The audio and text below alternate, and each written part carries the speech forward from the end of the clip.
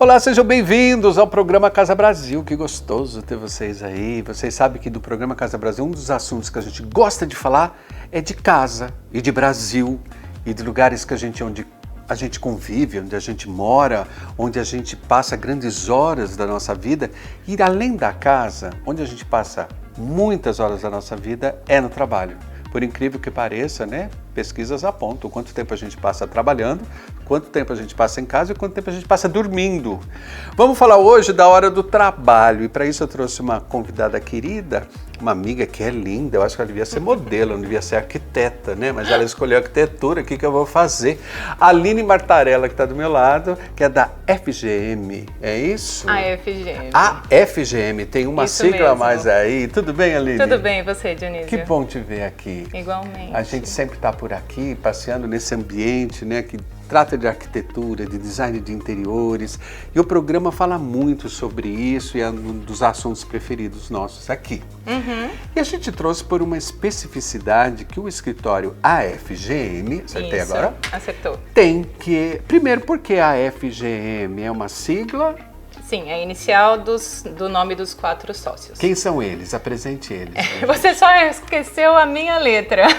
Tá, peraí. Ah, é o A de Aline, que é a primeira. É o A de Aline. Tá pronto, é A mesmo, FGM, viu, gente? A de Aline, F de Fabiola, M de Mariana e G de Gustavo. Oh, que saudade, Na Gustavo. verdade, eu inverti também. o Gustavo com a Mariana. Muito bacana. Um abraço, viu, meninos? A Aline vai representar muito bem vocês aqui, mas a gente sabe que tudo que você está falando é em nome do escritório de vocês, certeza. que tem há quanto tempo, Aline? 12 anos. Já? Esse ano a gente comemorou 12 anos na formação AFGM. Mas de trabalho tem um pouquinho mais. Nossa Senhora, eu lembro desses meninos ainda em tempos de Jundiaí Decor, olha que loucura tudo isso, Sim. meu Deus, como tudo Há mais andou. de 12 anos. Mais de 12, 2005? Não, 2015, não lembro. 2015 eu acho que foi. Acho que foi isso, 2015, 2017. Não sei, gente, me perdi nada, 2005 Acho e que é 2007. Olha como o tempo passa, Aline. Sim.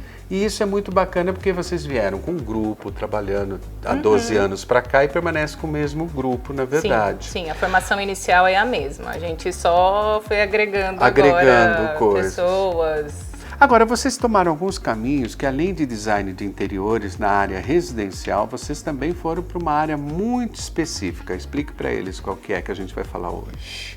Hoje a gente vai falar um pouquinho sobre arquitetura hospitalar e toda a parte de humanização desses espaços, né? Que também entra toda a parte de decoração, de ambientação, que hoje é muito importante nesses ambientes para ajudar na qualidade de vida dos pacientes e também na qualidade de trabalho dos funcionários, né? Na faculdade, vocês têm alguma cadeira específica que trata dessa área hospitalar ou não? Vocês Não. têm que se virar Não. e ir atrás mesmo, é assim? Isso. É? Existem especializações, né? Até minhas 2 sócias são formadas, são pós-graduadas em arquitetura hospitalar. Ah, existe uma pós-graduação nessa área? Existe. E ela é mais voltada para a parte técnica, a parte de operação, equipamentos. Existe uma legislação específica para isso. É muito complexo o assunto. E aí a gente não tem tantas possibilidades como num projeto de interiores de uma residência para um hospital, porque a gente tem que seguir algumas normas, alguns códigos sanitários, inclusive. Sim. Então a gente fica um pouco mais restrito à quantidade de materiais, especificações, de móveis até. Mas ainda bem que de 20 anos para cá isso mudou muito, né? Tem algumas empresas especializadas nisso, então que a gente não tem nenhum problema com vigilância sanitária na escolha de alguns materiais. Então hoje a gente tem muita possibilidade. Olha que bacana isso. É uma área muito gostosa quando a gente entra realmente para essa palavra mágica que é humanização, né, gente? Se a gente for aí para a experiência de quem está em casa, de quem está nos vendo, quem já não passou experiências em hospitais que foram muito boas por causa do ambiente hospitalar, ou que foram muito traumáticas e ruins também por causa do ambiente hospitalar. né? Sim. O que você acha que marca essa diferença, Aline? O que é uma boa experiência, que você pode pegar até a experiência de Jundiaí, desse trabalho que vocês acabaram de fazer, que ficou belíssimo, eu vi pelas fotos, e do que seria o contrário do que vocês fizeram, do empobrecimento, dessa humanização em ambientes hospitalares. O que marca essa diferença e como é que foi esse trabalho de vocês em Jundiaí? Hoje o paciente ele quer chegar num ambiente que ele se sinta, que ele tenha um conforto da casa dele. Não só na quantidade de equipamentos ou na forma que ele entra no ambiente, mas assim, é uma cadeira diferente, é uma cor diferente, que não deixa um ambiente muito frio. A parte de iluminação é super importante. A gente trabalha muito com comunicação visual, adesivos, principalmente em salas de tratamento quimioterápico. E adesivos de parede, parede por e exemplo. teto também, porque as pessoas às vezes estão muitas vezes tomando a medicação acamados e eles têm que legal essa isso. visão do teto. Ótimo. E esse clima que a gente acaba criando nessas regiões acaba ajudando nas curas, na cura do paciente. Não tenho né? dúvida. Porque o bem-estar que ele sente ali no momento contribui para que ele se sinta melhor e que o tratamento seja... Essa recuperação até tenha velocidades diferentes. Com certeza. Se recupere mais rápido ou menos rápido, na verdade. Com não é? certeza, com certeza. Esse trabalho em Jundiaí foi feito na rede Notre Dame, não é isso? Que a gente Isso. começa a ver imagens aí, enquanto a gente Isso. está falando. Isso. Me fale um pouco dessas características desses ambientes que estão nas fotos aí. Vocês usaram muita madeira, que eu vi com Muita. LED, por Muita. exemplo. Muita. Que isso dá um clima de aconchego. Eu digo que é um trabalho de hotelaria, Sim, né? sim. Porque eu, até contando um pouquinho da minha experiência, eu trabalhei no H-Olhos em São Paulo, e um prédio de 15 andares que a gente precisou decorar. E eu lembro que a nossa inspiração, a minha principalmente, era hotel. Eu falava, vamos Sim. criar um hotel aqui, que as pessoas chegam para hospedar no hotel e não para ficar internados. Sim. É essa a ideia que Essa segue ideia. por aí? Até esse empreendimento aqui em Jundiaí, ele foi apelidado como Shopping da Saúde. Porque a ideia era um ambiente que era um prédio muito antigo, que mudou várias vezes o uso dele. Ele Ali era na uma Ferroviários, fábrica. né? Isso, ele era uma fábrica, depois passou para a faculdade verdade. e agora é um centro clínico. E como ele era um pavimento térreo muito extenso, a gente tinha uma dificuldade de fazer com que as pessoas andassem Entendi. por aquele espaço e não se perdessem, em primeiro lugar, né? Que é muito grande. Que é muito grande. E que também elas não tivessem a sensação que estariam num corredor sem fim, num espaço muito frio. As pessoas que já vão procurar um atendimento médico, elas já estão precisando de uma ajuda. Então a gente precisava amenizar tudo isso. Legal esse pensamento. Tomara que ele vingue, né? Mas eu acho que não Tomara. tem outro jeito, porque se a instituição não entender isso, ela vai perder clientes. O conforto, né, a humanização traz a pessoa para um conforto que ela não quer depois do outro ambiente, o antigo. Não. Essa antiga leitura que a gente falou que estava pro lado de cá, daquele ambiente frio, com longarinas, todas iguaizinhas, tudo com a mesma cor, com o mesmo verdinho, né? Aquilo a gente não aguenta mais e aquilo chega a fazer mal para quem chega para o ambiente hospitalar. Sim. Agora, nas fotos que a gente está vendo, fica claro que vocês criam um lobby de hotel, né? Com luzes especiais, com calor nas luzes, com amadeiramento. O que mais em termos de materiais, por exemplo? Plantas naturais também é um bom recurso? Temos a parte de toda a parte de vegetação interna com vasos. A gente trabalhou vários jardins na parte de fora. Que legal. A gente trabalhou bastante a biofilia ali naquele projeto. Que bacana. Biofilia é uma coisa que veio para ficar? Você acha pós-pandemia ou já vinha vindo Já antes? vinha vindo. E eu Explica acho que o que é biofilia primeiro para o pessoal, para quem não viu os programas passados aí que a gente falou disso. É a integração de toda a parte da natureza em todos os ambientes que a gente possa aproveitar. Ambiente de trabalho, hospitalar, até a própria casa. É como se fosse a integração desses ambientes, né? Com natureza. Com a natureza, sim. Com a nossa origem, né? Porque a nossa origem é na natureza, ninguém nasceu, né? Quer dizer, todo mundo nasce numa sala de hospital, Sim. né? Sim. Mas a nossa origem orgânica está associada à terra, à planta, à madeira, à pedra. São muitos elementos da biofilia que se pode trazer para dentro do ambiente. com Desde certeza. escolher um piso, um acabamento de parede, por exemplo, eu posso ser biofílico nisso, Aline? Pode. pode, dependendo do tipo de acabamento, se ele for ou não reutilizável, né? Ou a durabilidade dele, a forma de absorção, por exemplo, vidro, né? A gente tem como escolher vários materiais para contribuir para isso. Agora, antes da gente encerrar esse bloco, é muito importante essa consciência da empresa que contrata esse profissional, né? Quer dizer, parabéns à organização da Notre Dame por ter essa consciência. É claro que existe um marketing por detrás disso, que ele quer proporcionar um bom produto para aquelas pessoas que compram o seu produto, que é o bem-estar, não é? Saúde e bem-estar está muito junto, né? Agora, culturalmente, por que você acha que demorou tanto para a gente chegar aí? Porque eu acho que para arquitetos, psicólogos, profissionais de saúde, sentem isso há muitos anos. O quanto é frio o ambiente hospitalar, o quanto é frio os quartos onde você fica hospedado. Parece, às vezes, até me traz a imagem para mim, que sou psicólogo, trabalhei em hospitais psiquiátricos de grande porte. Era tudo muito terrível e ainda é em 99% das instituições. É uma mudança que começou agora com empresas já com uma outra visão, né? O que você acha que causou essa mudança? Foi o mercado? Foi uma consciência dessa humanidade necessária para lidar com saúde? O que você acha que mudou, que vem mudando?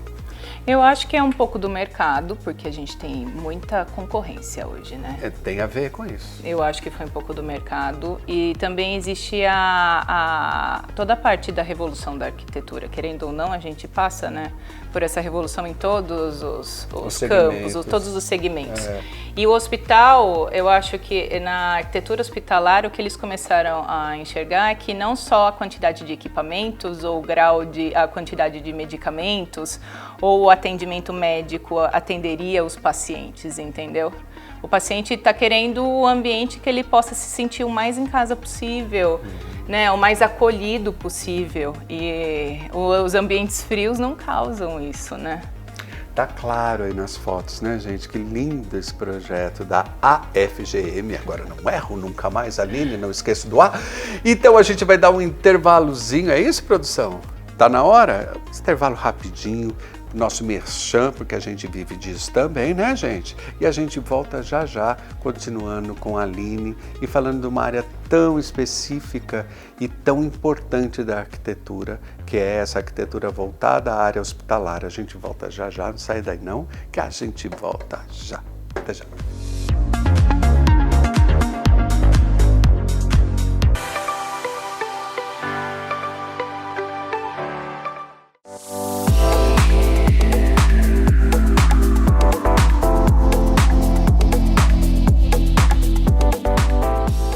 E hoje eu estou aqui com a Aline Martarella falando comigo sobre espaços hospitalares humanizados. Ai, que delícia, tomara que a moda pegue, não é, gente? Você chegar no hospital com cara de hotel, e isso tanto para o particular quanto para o público, né? Porque a gente paga tantos impostos nesse país que todo mundo merece esse espaço humanizado, né, Aline? Com certeza, todo mundo merece qualidade, né? A gente está falando do top de linha, né, de redes hospitalares grandes, poderosas, como a gente vai falar agora do Albert Einstein, que é um trabalho que vocês fizeram lá, que a gente sabe que é o top de linha, mas não esquecendo que o direito é de todos, todo mundo paga, todo mundo tem direito a ser bem tratado no hospital, a ser bem recebido, num ambiente, tudo que é público nesse país parece que vira lixo e tudo fica normal. Sim. E a gente acaba achando tudo isso normal, e a gente não pode achar normal, a gente tem que achar anormal, a gente tem que falar não é assim.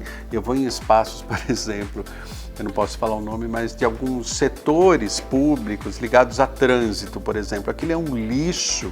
Eu falo, por que uma empresa pode atender as pessoas no espaço que não tem nem sequer condições higiênicas de receber, não é? Eu fico assustado e eu não quero realmente achar que isso é comum e que isso é normal. E imagina quando a gente fala de saúde. Não, e ao mesmo tempo os órgãos públicos cobram, né, dos particulares. Exatamente. O que eles não oferecem. Né? Então eu acho importante, fica aqui uma crítica realmente importante. Mas a gente tem que falar do top de linha, assim, para mostrar que isso existe em primeiro lugar, porque tanta gente nem tem acesso a isso que ele vai ver agora, por exemplo, né? Sim. Que é de um Albert Einstein, por exemplo, que fala assim, isso é normal. E não é. não é? Com o dinheiro público que a gente tem arrecadado nesse país, gente, a Covid veio mostrar isso, né? Da onde saíram tantos bilhões de reais para comprar vacina, e aí é um outro assunto. Muito bem, vamos por aí, vamos em frente. O trabalho do Einstein, por exemplo, como é que vocês chegaram ao Einstein? Um escritório de Jundiaí que de repente fez um trabalho e esse trabalho vai... Porque eu lembro que da minha experiência da área hospitalar era assim mesmo, né? Vai um dono de hospital no outro hospital, vê o que foi feito, fala, poxa, que legal, vou falar com essa turma. É assim que ocorre também? É assim que ocorre, mas existe uma concorrência também, né? Tá. Na maioria dos projetos existe uma concorrência. Tá. E a gente acabou ganhando algumas unidades ali. Poxa, parabéns, parabéns. Sim. E o Einstein ficou bacana. O que a gente vai ver agora é uma projeção do que seria o ambiente real ou já é um ambiente real? Já é um ambiente real. É um ambiente já real. É. Nós temos algumas unidades, né? Uma delas já é o ambiente real, que é toda a parte de recepção e espera, são espaços mais reservados, tem toda a parte de painéis verticais que entra a madeira, ripados de madeira, lindos, né, com iluminação. Toda a parte de iluminação e forro bem trabalhada, diferenciação de piso, mobiliário, bem interessante. Muito aconchegante. Muito. E vocês usam muitas formas orgânicas, paredes redondas, teto com formas orgânicas. Sim. O que o orgânico ajuda nesse sentido, Aline? Ele ajuda a trazer mais conforto, né? E os espaços nessas unidades que nós trabalhamos eram bem amplos, então a gente tinha essa possibilidade, né? Ele deixa de ser aquele galpão revestido, né? Sim, ganha uma forma própria. E a sinuosidade acaba ajudando tanto nas residências, não é? Quanto nas casas a trazer essa leveza, essa fluidez, né? Isso ficou muito bacana. Isso são imagens do Einstein, então. São. E se você vê o projeto por fora, ele é um retângulo. Ele não tem nenhum elemento que seja orgânico por fora. É uma surpresa mesmo na parte interna. Isso os pacientes gostam muito. E essa foto de fora que eu tô vendo com as palmeiras aí? Essa é de uma outra unidade. Esse é um 3D que a gente apresentou para o cliente. Mas que é quase real, né, gente? Nosso 3D é bem fiel, ele é bem... Os projetos hoje são muito realísticos, bem definido, eles né? são. Hoje a gente tem muita ferramenta que consegue deixar assim, né? E ficou bárbaro, né? Porque essas palmeiras também dão um ar de tropicalidade a um projeto, a uma caixona quadrada, e a palmeira quebra tudo e traz você para um grande jardim, né? Se você chegar no hospital para um jardim, já é... É muito bom, né? Já é um alívio, né? Já é um alívio. Você já está naquela tensão de qualquer problema de saúde que você esteja passando, e chegar num ambiente que tire um pouco essa tensão é muito bom, maravilhoso.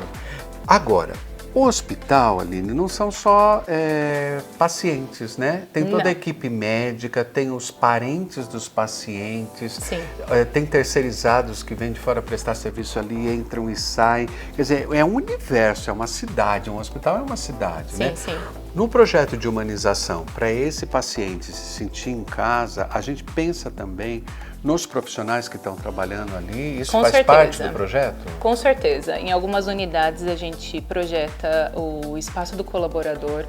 É o espaço onde o profissional que está trabalhando há tanto tempo na unidade, ele consegue ficar tranquilo, comer, descansar um pouco para voltar no seu plantão. Isso é muito importante, né? Não só o paciente se sentir bem no ambiente hospitalar, mas também o profissional que trabalha lá tantas horas por dia, principalmente agora, né, na Covid, que os plantões são extensos, a intensidade é imensa, então eles precisam sim de ambientes que tragam essa calmaria, né? Pois e a rede, é o que a gente volta a falar, infelizmente, é isso, quer dizer, olha que delícia você pensar nisso no ambiente estressante, como é desse profissional, né, da área médica, ele tem um lugar para falar, calma, vou respirar, vou tirar a máscara, vou descansar um pouquinho, um ambiente onde a cor foi pintada, onde pode ter uma tela passando imagens, com uma certeza, música temos bacana, televisores, som ambiente, cores nas paredes, mobiliário. Isso é incrível e é o necessário, porque como é que você vai exigir de um médico uma atuação impecável, que esse médico não erre, primeiro que ele é humano, ele vai errar, de um jeito ou de outro ele vai errar,